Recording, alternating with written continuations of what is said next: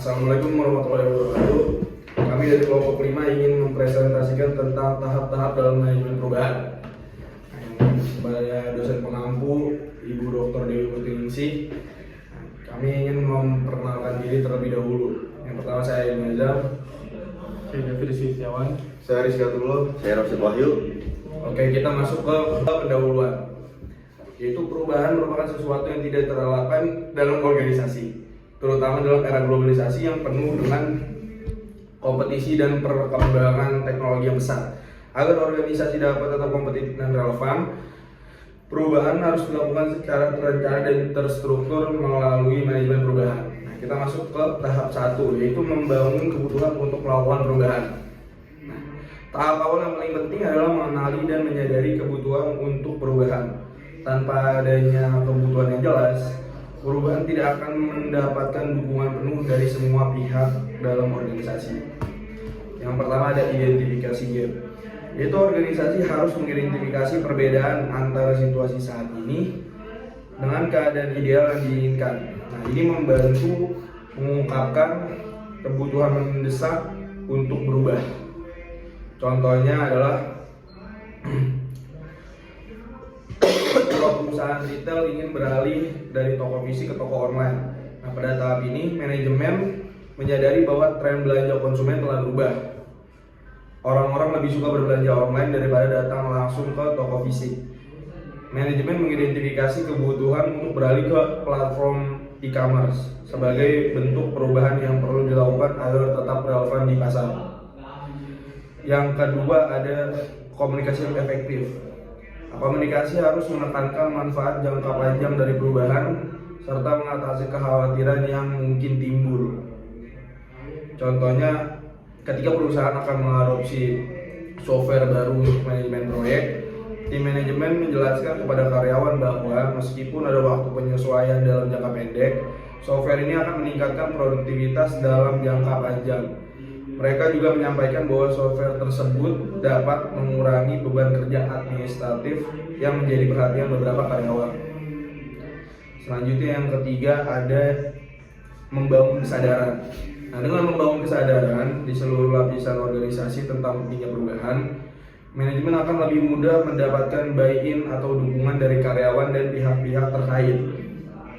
Contohnya ialah dalam upaya perusahaan untuk beralih ke energi terbarukan, manajemen memberikan pelatihan dan diskusi untuk meningkatkan kesadaran di seluruh organisasi mengenai pentingnya mengurangi jejak karbon. Nah, dengan demikian, karyawan lebih mendukung perubahan tersebut dan transisi menuju energi hijau mendapatkan dukungan dari seluruh tim, termasuk departemen-departemen yang sebelumnya skeptis. Dan selanjutnya tahap 2, menciptakan visi dan tujuan perubahan. Setelah ada kesadaran dan kebutuhan untuk perubahan, langkah selanjutnya adalah menciptakan visi yang jelas tentang perubahan tersebut. Visi ini akan menjadi arah yang memandu seluruh perubahan. Yang pertama, visi yang jelas. Visi perubahan harus spesifik, dapat dicapai dan memotivasi karyawan. Visi ini harus menjawab pertanyaan apa yang kita inginkan capai dengan perubahan ini. Contoh visi, menjadi pemimpin pasar di industri seluler dalam 5 tahun ke depan. Dan selanjutnya yang kedua, tujuan yang terukur. Visi harus diterjemahkan ke dalam tujuan yang lebih spesifik dan dapat diukur. Contoh, SMART goals, specific, measurable, achievable, relevant, dan time bound. Contoh meningkatkan pasang pasar sebesar 20% dalam 2 tahun. Yang ketiga, melaraskan dalam tim. Visi harus disampaikan dengan cara yang dapat dimengerti oleh seluruh karyawan. Ini akan membantu memotivasi mereka untuk bergerak bersama mencapai tujuan. Dan selanjutnya tahap 3, mengelola implementasi proses perubahan.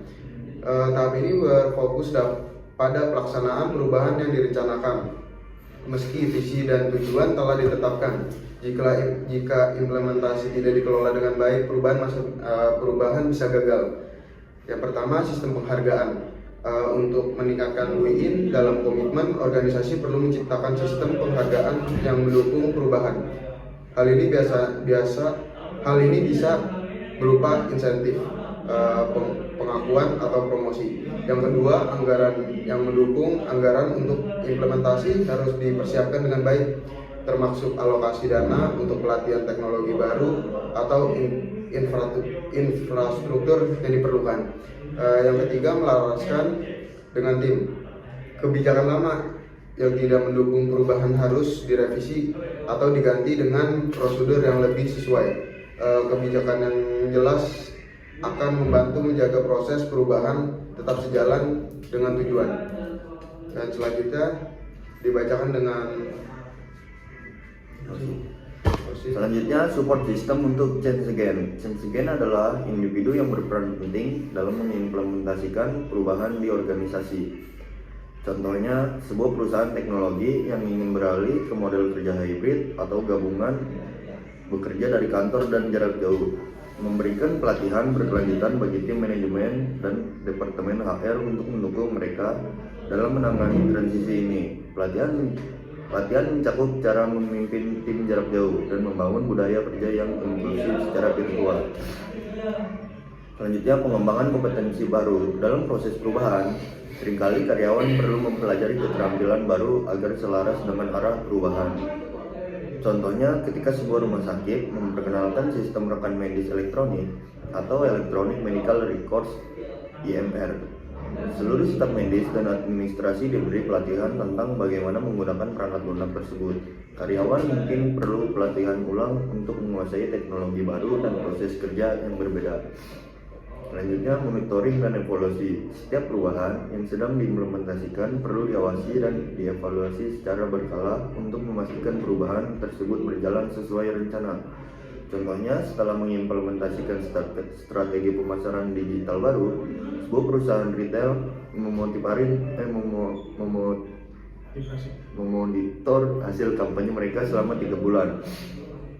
Jika hasilnya tidak mencapai target yang diinginkan, mereka melakukan penyesuaian pada strategi iklan atau teknik SEO yang digunakan agar hasilnya lebih optimal. Selanjutnya kita masuk contoh-contoh penerapan tahapan perubahan manajemen menurut Grina, Chua, dan DeVeo tahun 2007. Yang pertama, memutuskan untuk melakukan perubahan manajemen atau decide. Contoh, sebuah perusahaan manufaktur menyadari bahwa efisiensi produksinya menurun karena proses yang sudah usang dan kurangnya pemanfaatan teknologi baru. Manajemen memutuskan untuk mengadopsi sistem produksi otomatis berbasis teknologi untuk meningkatkan produktivitas dan mengurangi biaya. Yang kedua, melakukan persiapan dalam rangka melakukan perubahan atau prepare. Contohnya, setelah memutuskan perubahan, perusahaan melakukan persiapan, termasuk penelitian tentang teknologi yang paling sesuai, pelatihan karyawan, dan membentuk tim perubahan. Manajemen juga berkomunikasi dengan karyawan tentang tujuan perubahan dan bagaimana hal tersebut akan berdampak positif bagi mereka dan perusahaan. Yang ketiga, melakukan peluncuran perubahan atau launch. Contoh, perusahaan mulai memperkenalkan sistem produksi otomatis di beberapa bagian lini produksi sebagai uji coba. Mereka juga meluncurkan kampanye internal untuk memotivasi karyawan agar menerima perubahan tersebut dan berpartisipasi aktif dalam pelaksanaannya. Yang keempat, mengimplementasikan perubahan atau expand. Contoh, setelah uji coba sukses, sistem otomatis diperluas ke seluruh pabrik. Perusahaan memperbarui seluruh proses produksinya dengan teknologi baru. Pada tahap ini, seluruh karyawan sudah terlatih dan mulai bekerja dengan sistem yang baru. Yang kelima, melanjutkan implementasi perubahan atau sistem. Contoh, perusahaan memastikan perubahan tetap berkelanjutan dengan mengukur kinerja produksi secara berkala, memberikan pelatihan berkelanjutan, dan melakukan perbaikan terhadap sistem berdasarkan umpan balik. Mereka juga menetapkan sistem penghargaan bagi karyawan yang beradaptasi dengan baik terhadap perubahan. Selanjutnya akan dibacakan teman saya.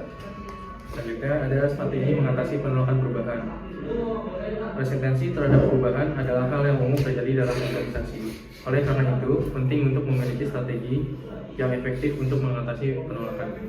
Yang pertama ada pendidikan dan komunikasi. Penjelasan mendalam tentang alasan perubahan, tujuan, dan dampak positifnya harus disampaikan kepada seluruh karyawan. Komunikasi yang jelas akan membantu mengurangi resistensi. Contohnya, Sebuah perusahaan teknologi berencana mengganti perangkat lunak lama dengan sistem yang lebih canggih. Untuk mengurangi penolakan, manajemen mengadakan sesi pelatihan dan komunikasi intensif yang menjelaskan alasan perubahan, manfaatnya bagi produktivitas, dan bagaimana karyawan akan mendapatkan pelatihan tambahan. Yang kedua, ada partisipasi. Melibatkan karyawan dalam proses pengambilan keputusan akan membuat mereka merasa dihargai dan lebih menerima perubahan.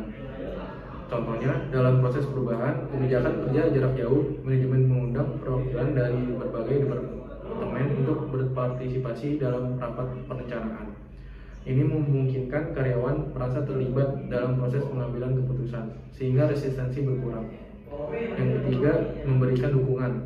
Manajemen dapat memberikan konseling atau pelatihan kepada karyawan yang merasa takut atau tidak nyaman dengan perubahan. Contohnya, seorang karyawan merasa cemas bahwa perubahan sistem kerja baru akan membuatnya kesulitan beradaptasi. Manajemen memberikan konseling dan menawarkan dukungan tambahan seperti pelatihan intensif dan mentor pribadi untuk membantu transisi. Yang keempat, ada negosiasi. Manajemen dapat menawarkan solusi alternatif atau kompromi bagi mereka yang menolak perubahan. Contohnya, ketika karyawan khawatir bahwa perubahan struktur gaji akan berdampak pada penghasilan mereka, manajemen menawarkan solusi kompromi berupa kenaikan bonus kinerja untuk mengimbangi perusahaan tersebut. Yang kelima, ada paksaan. Jika semua taktik gagal, paksaan bisa menjadi pilihan terakhir untuk memastikan perubahan terjadi, terutama jika sangat dibutuhkan untuk berlanjutan organisasi. Contohnya, jika setelah beberapa kali peringatan seorang karyawan tetap menolak menggunakan sistem baru yang diterapkan, manajemen akhirnya memberikan ultimatum bahwa karyawan tersebut harus mengikuti perubahan atau menghadapi konsekuensi disiplin. Kesimpulannya, manajemen perubahan adalah proses penting yang harus dilakukan dengan terencana dan sistematis agar organisasi dapat beradaptasi dengan perubahan lingkungan bisnis dan tetap kompetitif. Secara keseluruhan, keberhasilan manajemen perubahan bergantung pada perencanaan yang matang, komunikasi yang efektif, dan keterlibatan seluruh pihak dalam organisasi. Dengan mengikuti tahapan manajemen perubahan yang tepat, organisasi dapat bertransformasi menuju tujuan yang lebih baik dan adaptif terhadap perubahan lingkungan bisnis. Oke, mungkin segitu saja pemaparan kami tentang tahap-tahap dalam